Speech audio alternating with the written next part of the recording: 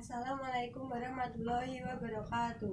Perkenalkan, nama saya Mia Husnul Khotimah, nomor absen 23, kelas 11 IPA 2 SMA Negeri 1 Gemolong.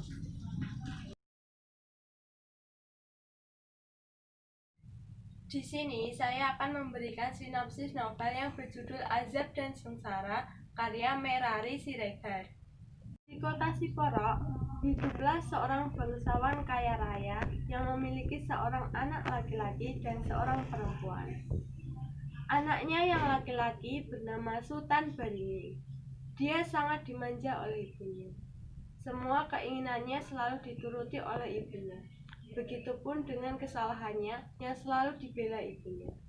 Akibatnya, setelah beranjak dewasa, Baringin tumbuh menjadi seorang pemuda yang angkuh, berperilaku tidak baik, serta suka berfoya-foya. Oleh kedua orang tuanya, Sultan Baringin dinikahkan dengan Nuria, seorang perempuan baik-baik pilihan ibunya. Walaupun telah berkeluarga, Sultan Baringin masih tetap suka berfoya-foya menghabiskan harta benda kedua orang tuanya. Dia suka berjudi. Ketika ayahnya meninggal pun, sifat Sultan Baringin tidak berubah, malah semakin parah. Sudah miskin, suka berfoya-foya menghabiskan harta warisan orang tuanya. Akhirnya, dia bangkrut dan utangnya sangat banyak. Dari perkawinannya dengan Nuria, Sultan Baringin mempunyai dua orang anak. Yang satu perempuan bernama Maryamin, sedangkan yang satunya laki-laki. Maryamin selalu dihina oleh warga kampungnya akibat kemiskinan orang tuanya dan akibat tingkah laku ayahnya. Kemiskinan orang tuanya juga menjadi penghalang cinta Maryamin dengan Aminuddin.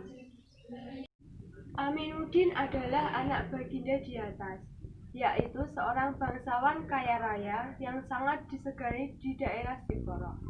Sebenarnya, baginda di atas dengan Sultan Baringin, ayah Maryamin, adalah kakak beradik. Sejak kecil, Aminuddin bersahabat dengan Maryamin. Setelah keduanya beranjak dewasa, mereka saling jatuh hati. Aminuddin sangat mencintai Maryamin.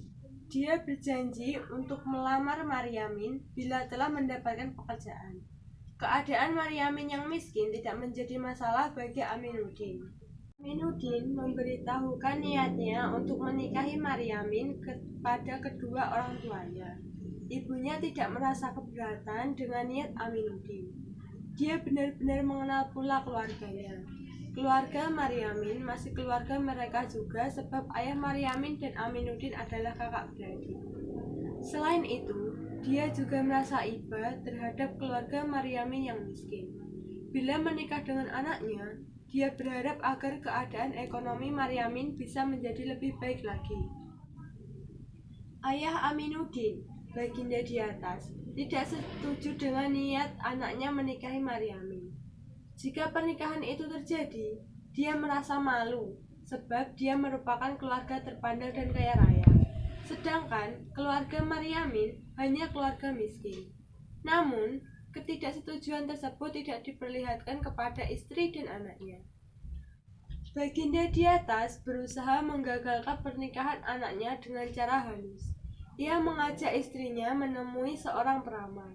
Sebelumnya, dia telah menitipkan pesan kepada peramal agar memberikan jawaban yang merugikan Maryamin, yaitu jawaban bahwa Aminuddin tidak akan beruntung jika menikah dengan Maryamin. Setelah mendengar jawaban dari peramal tersebut, Ibu Aminuddin terpaksa menuruti kehendak suaminya untuk memberikan jodoh yang sesuai untuk Aminuddin. Mereka langsung melamar seorang perempuan dari keluarga berada.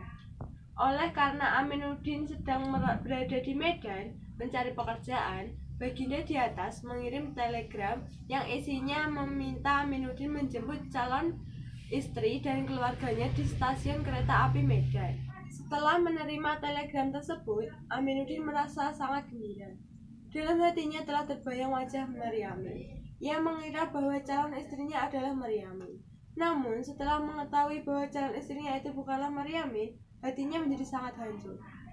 Tapi, sebagai anak yang berbakti terhadap orang tuanya, dengan terpaksa ia menikahi perempuan pilihan orang tuanya itu. Dan Aminuddin segera memberitahukan pernyataan itu kepada Maryamin. Mendengar berita itu, Maryamin sangat sedih dan menderita.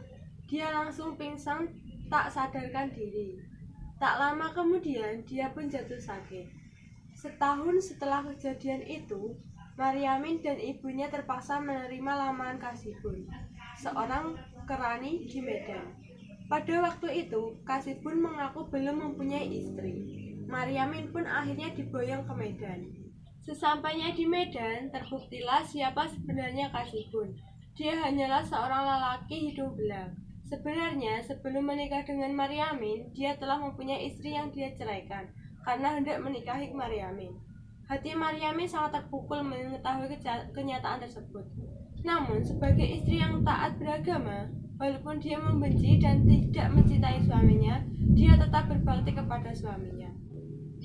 Perlakuan kasar Kasibun kepada Maryamin semakin menjadi setelah Aminuddin mengunjungi rumah mereka. Dia sangat cemburu pada Aminuddin, yang menurutnya penyambutan istrinya terhadap Aminuddin sangat di luar batas dan ia menganggap Maryamin telah memperlakukan Aminuddin secara berlebih-lebihan. Padahal, Maryamin menyambut Aminuddin dengan cara yang wajar. Akibat cemburunya yang sangat berlebihan, dia terus-menerus menyiksa Maryamin. Maryamin hilang kesabaran dengan perlakuan kasar Kasibun. Dia tidak tahan lagi hidup menderita serta disiksa setiap hari. Akhirnya, dia melaporkan perbuatan suaminya kepada kepolisian Medan. Dia langsung meminta cerai. Permintaan cerainya dikabulkan oleh Pengadilan Agama di Padang. Setelah resmi bercerai dengan Kasibun, dia kembali ke kampung halamannya dengan penuh kehancuran.